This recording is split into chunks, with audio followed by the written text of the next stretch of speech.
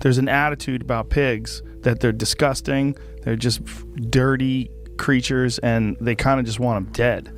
And I've talked to people that go helicopter hunting, and I go, well, what do you do with all the pigs? And they're like, you leave them there. And I'm like, what? Yeah. I'm like, that doesn't seem...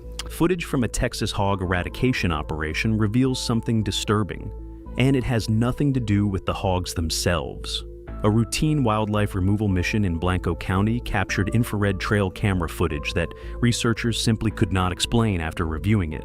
It's not from the United States. It was brought over some 500 years ago as a livestock species, and as they progressed across the United States, some of them were just trickled out and left along the way as they moved around the country, and now we have an unchecked population that's out there on the landscape. The cameras had running for 6 hours straight when the footage changed. It was supposed to be a routine documentation run. A wildlife management crew operating under a coordinated eradication sweep through the Texas Hill Country had set infrared trail cameras along a brushline corridor in advance of a helicopter operation. The goal was simple: confirm hog movement patterns, document the size of the sounders, and feed that data into the aerial gunning rotation scheduled for the following morning. Standard procedure. Nothing about the setup was unusual. What the cameras recorded, however, had nothing to do with the information they were sent out to collect. The footage did not show a sounder of hogs rooting through a pasture. It did not show broken fencing or wallowed creek beds or any of the 100 varieties of destruction that Texas landowners have come to accept as the cost of sharing land with one of the most destructive invasive species on the planet. What it showed was something the eradication crew was completely unprepared to interpret. Something that, once the footage was reviewed and understood in its full context, forced a serious reconsideration of nearly every assumption driving the official response to the feral hog crisis in the United States. To understand what was on that footage and why it matters, you first have to understand exactly what Texas is dealing with. Because the scale of this problem is something that most people, even people who follow wildlife news closely, do not fully grasp until they see the numbers laid out in sequence. Feral hogs did not arrive in Texas by accident. They arrived by design twice, and the second arrival made everything dramatically worse. The first wave came with the Spanish. In the 1500s, explorers and missionaries moving through the Gulf Coast region released domestic pigs into the wild as mobile food reserves, animals that could survive on their own in the landscape until expedition teams needed to return and harvest them. The idea was practical. The outcome was catastrophic. Those pigs did not stay where they were left.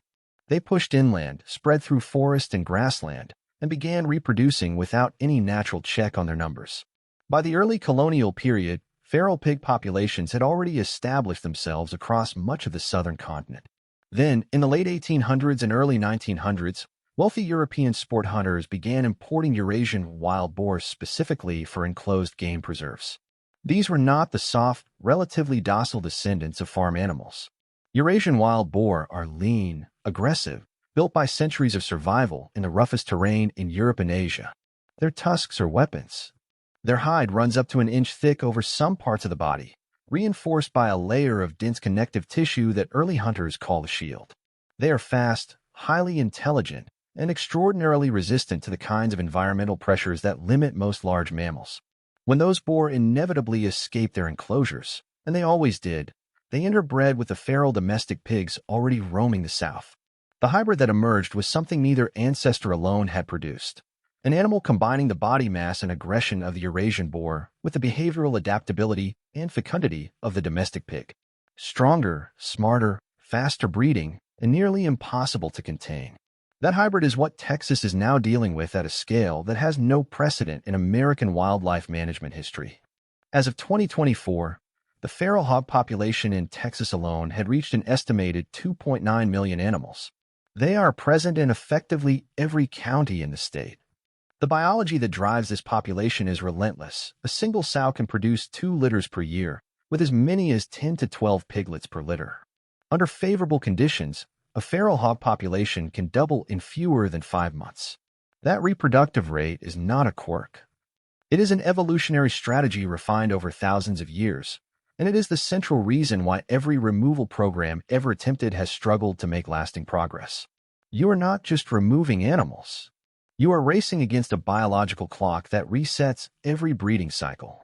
Researchers now estimate that feral pigs cause more than $670 million in crop damage annually in the United States, with an additional $200 million in control and mitigation costs. Texas alone experiences over $500 million in agricultural damages every year. Beyond crops, the damage extends into nearly every corner of rural infrastructure. Hogs destroy fencing, collapse irrigation lines, contaminate water sources with their waste, and destabilize creek banks and pond edges through constant rooting. A single sounder working through a field overnight can destroy what took a farmer 4 months to grow. At a military airfield in central Texas, hogs forced the cancellation of flight operations after rushing a runway at dawn. In suburban neighborhoods outside major Texas cities, they have torn up utility infrastructure, ripped apart landscaping, and moved into drainage corridors that run directly through residential areas. And they have killed people. In 2019, a woman in Harris County, Texas, was found dead outside the home where she worked as a caretaker after being attacked by feral hogs before sunrise. The attack happened in the dark, without warning, in a place she had every reason to believe was safe. This is the context. This is what Texas was dealing with before the footage was recorded, before the eradication crews were deployed, and before anyone thought to ask whether the official playbook was not just failing, but actively making things worse. For decades, the standard response to feral hogs operated on a few basic assumptions. Trap them. Shoot them. Deploy helicopters to cover ground too vast for conventional hunting. Repeat as needed. The logic was intuitive. Fewer hogs on a property, less damage. And to be fair, none of these methods is completely ineffective in isolation. A well-deployed corral trap can remove an entire sounder in a single event. A properly executed aerial gunning operation can remove approximately 31% of a feral hog population in a single flight, with subsequent flights pushing that figure toward 56% to 67% of the targeted population. Those numbers sound meaningful until you set them against the reproduction rate. Remove 67% of a hog population on a given property, and the survivors begin breeding before you have a chance to schedule the next flight. Within a season, the numbers recover. Sometimes they exceed the original count because the removal of competing animals reduces pressure on the food supply, and surviving sows produce larger, healthier litters as a result. Aerial shooting from helicopters is considered highly effective, but only under specific conditions, experienced personnel, and properties without dense ground cover where animals can hide. Much of the Texas landscape does not meet those conditions. The hill country's cedar thickets, the bottomland timber corridors of East Texas, the dense brush of South Texas, these are exactly the environments where hogs thrive and where aerial operations lose their effectiveness. A helicopter crew can clear an open pasture in an afternoon. They cannot clear a cedar break. And the hogs know the difference. Survivors of aerial operations consistently move into cover immediately upon hearing rotor noise. Over time, entire sounders relocate their core activity to areas where aerial access is limited, directly adapting their behavior in response to the pressure being applied. This is the part of the hog problem that researchers began flagging in published work years ago, and that still has not fully penetrated the public conversation about eradication. The methods are not neutral. Pressure does not simply reduce the population. It distributes it. Hogs pushed off one property move to the next county. Hogs that escape a trap learn to avoid similar structures. Hogs that survive a helicopter operation shift their activity to terrain the helicopters cannot effectively cover. Every intervention that falls short of complete removal produces survivors who are behaviorally smarter and geographically more dispersed than the animals who came before them. The playbook was not just failing to win. In measurable, documented ways, it was teaching the enemy. Texas landowners spent more than $121 million on feral hog control in a single year, the highest expenditure of any state in the country, while still experiencing devastating and ongoing losses. The money was not being wasted exactly. Trapping and aerial operations do remove animals, but the removal was temporary, and the underlying population continued to climb. By the time the eradication crew deployed those trail cameras in the hill country, there was a growing, uncomfortable recognition among wildlife professionals that the conventional approach had reached its ceiling. What nobody had seriously examined, and what those cameras recorded, was what the ecosystem itself had already begun doing about the problem.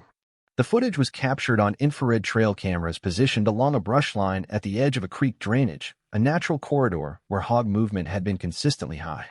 The cameras had been set to run continuously through the night, capturing thermal motion events at regular intervals.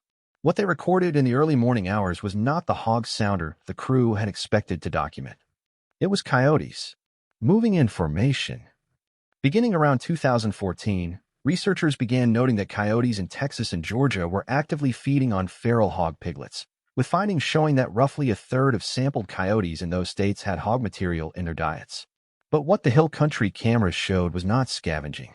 It was coordinated predation, documented in real time, playing out with a level of tactical organization that wildlife biologists working the region found genuinely difficult to accept at face value.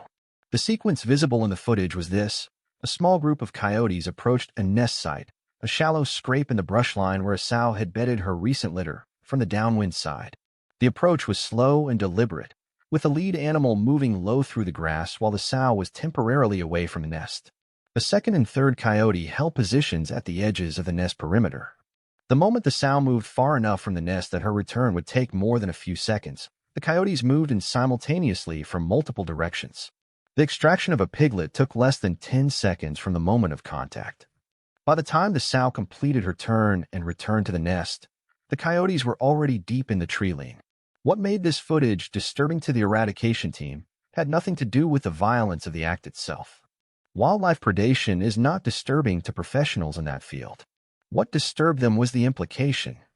Because if coyotes had developed and were actively using coordinated predation techniques specifically targeting feral hog piglets, techniques that appeared to be learned, refined, and transmitted within coyote groups operating near high-density hog populations, then every agency, every program, and every dollar that had been spent on feral hog management in Texas had been missing the most consequential part of the picture entirely. Every intervention had been aimed at the adults. And adults were not where the war was going to be won or lost. To understand why targeting piglets is so much more strategically significant than targeting adults, you need to think about the math of feral hog population dynamics. An adult sow removed from a population represents the loss of one animal. That loss will be compensated within a single breeding cycle by the surviving animals around her, who face reduced competition for food and consequently produce larger litters. The net effect of adult removal at any realistic scale of deployment is not population decline. It is population stabilization at best, and in many documented cases, population rebound. A piglet removed from the population is a different calculation. That piglet represents not just one animal, but the entire reproductive contribution that animal would have made across its lifespan. A female feral hog living 6 to 8 years in the wild, producing 2 litters per year of 8 to 12 piglets each, represents somewhere between 100 and 200 animals across her reproductive lifetime when you account for the offspring of her offspring. Eliminate her before she reaches reproductive age, and you eliminate that entire downstream cascade. Predators such as coyotes, bobcats, and golden eagles may opportunistically prey upon immature wild pigs, and this type of predation plays a minor role in overall wild pig mortality according to conventional wildlife management frameworks. That characterization, minor role, was written before trail cameras began capturing footage like what the hill country crew recovered. It was written before researchers started systematically examining coyote scat and stomach contents in areas of high hog density. And it was written before the population data from regions of sustained coyote presence began showing patterns that the conventional framework could not easily explain. In parts of Oklahoma and Georgia, feral hog populations in areas of high, undisturbed coyote density have shown documented declines at a time when surrounding populations continue to climb. In East Texas, more than 30% of piglets disappear during each breeding season in zones of high coyote activity, losses that map geographically onto coyote range with a precision that researchers found difficult to attribute to anything other than systematic predation. These are not dramatic, headline-grabbing numbers. They are the kind of steady, compounding pressure that does not show up in a single season's data but becomes unmistakable when you look at the trends across a decade. The coyotes are not hunting the adults. They are hunting the future. And they have been doing it quietly, without a budget, without a press release, and without any of the recognition that $121 million worth of human intervention attracts every year. Here is where the footage stops being merely interesting and becomes genuinely troubling. While coyotes were quietly developing and deploying predation strategies that targeted feral hog populations at their most vulnerable point, the neonatal window, before piglets can outrun or outfight anything, Texas and multiple other states were running active bounty programs designed to reduce coyote numbers. The reasoning behind coyote bounties was not entirely without logic. Coyotes do prey on livestock, particularly newborn calves and sheep. Ranchers have documented losses, and the pressure to respond with coyote population control is real and comes from real economic pain. Between 2017 and 2020, multiple Texas counties offered bounties of $50 to $75 per coyote, and hunters collected those bounties by the thousands. Research on coyote population dynamics has repeatedly demonstrated that removal of resident coyotes often leads to the immigration of dispersing juveniles that are more likely to predate livestock, and intensive efforts to control coyote numbers fail more often than not. In other words, coyote bounty programs frequently produce the opposite of their intended effect on livestock predation, replacing experienced, territorially stable adults with young, inexperienced dispersers that are more likely to test livestock as a food source precisely because they lack established prey patterns. But the livestock dynamic, as damaging as it is not the most consequential consequence of coyote suppression in high hog density environments. In counties where coyote populations were reduced significantly through targeted bounty hunting, feral hog populations responded within 2 to 3 breeding cycles with documented increases. Remove the one predator actively targeting piglets at scale, and the piglet survival rate goes up. More surviving piglets means more reproducing adults 2 years later. More reproducing adults means more piglets the following season. The compounding effect moves fast. The bounty programs were not a side issue. In areas of high hog pressure, they were the equivalent of draining the fire suppression system while simultaneously pouring accelerant on the ground.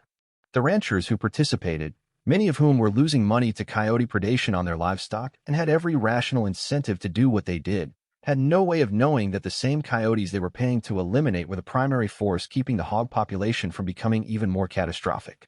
This is the disturbing thing in the footage, not the predation itself. The disturbing thing is what it reveals about the decisions made in complete ignorance of what the cameras were recording. The war on coyotes and the war on hogs were being fought simultaneously by the same people in the same landscape, and they were working directly against each other. Texas has not abandoned active hog management. If anything, the tools available to ranchers and wildlife agencies have become more sophisticated in recent years, and the results in areas where those tools have been applied correctly are measurable. Technology-driven smart traps using cellular cameras and remotely triggered gates have emerged as one of the more effective innovations in feral hog management, allowing operators to capture entire sounders more efficiently by monitoring traps in real time and triggering the gate only when every animal in the group is inside the enclosure. This last detail matters enormously. Feral hogs are intelligent enough that if a trap closes on half a sounder, the escaping animals communicate learned avoidance behavior to the rest of the group, including juveniles. One partial trap event can render a given structure useless in a given territory for years. The ability to watch via live camera feed and wait until every animal is confirmed inside before triggering the gate is not a convenience feature. It is the difference between a tool that works and a tool that educates your target population to defeat it. Research conducted over 4 years by the Noble Research Institute found that the Boarbuster suspended trap system, which allows hogs to enter from any direction without crossing a threshold that might trigger avoidance behavior, captures 88% of animals in a given area when deployed correctly. That figure, 88%, is the kind of number that changes the math. At that capture rate, the remaining 12% are insufficient to fully replenish the population before the next deployment cycle.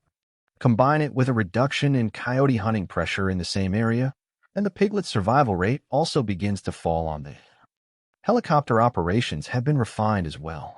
Coordinated sweeps now cover hundreds of thousands of acres using GPS-linked teams that share real-time position data across multiple aircraft, preventing hogs from simply relocating to an adjacent section of the operation zone during the flight.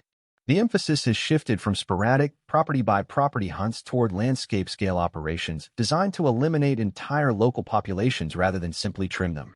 Texas A&M AgriLife Extension Service has also investigated the use of a warfarin-based toxicant delivered through specially designed feeders that prevent access by non-target species like deer and cattle, requiring the specific physical strength characteristic of hogs to open the feeder mechanism. Field testing of this approach has produced promising early results, though regulatory and environmental review processes have kept widespread deployment limited. The specificity of the delivery mechanism addresses one of the core objections to toxicant use in mixed wildlife environments: the risk of poisoning animals that are not the intended target. What all of these advances share is a common recognition that the individual tool is less important than the coordination of multiple tools across a wide enough geographic area to actually interrupt the hog population's reproductive cycle, rather than simply create temporary vacancies that refill within a season. The eradication crew that recovered that hill country footage did not immediately know what to do with it. Trail cameras capturing predator behavior are not unusual. Coyotes show up on wildlife cameras constantly. But what they captured was not a coyote investigating a nest site or opportunistically scavenging a carcass. It was a repeating pattern of deliberate, coordinated predation on active nest sites, occurring across multiple camera stations in a corridor that had been a focus of intensive hog removal efforts for years. When that footage was brought to wildlife biologists and cross-referenced against the population data from the same zone, the picture that emerged was not the expected one. Despite the hog removal operations in the area, despite the trapping and aerial efforts that had cost real money and produced real removals, the hog population in the corridor had not declined at the rate the operation should have produced. But in sections of the corridor where coyote activity was densest, the population data showed a different trend.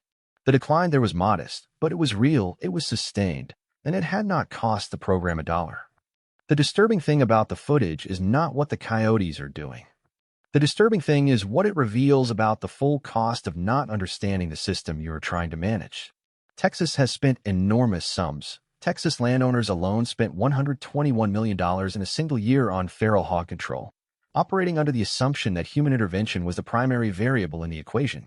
The footage suggests that assumption was wrong.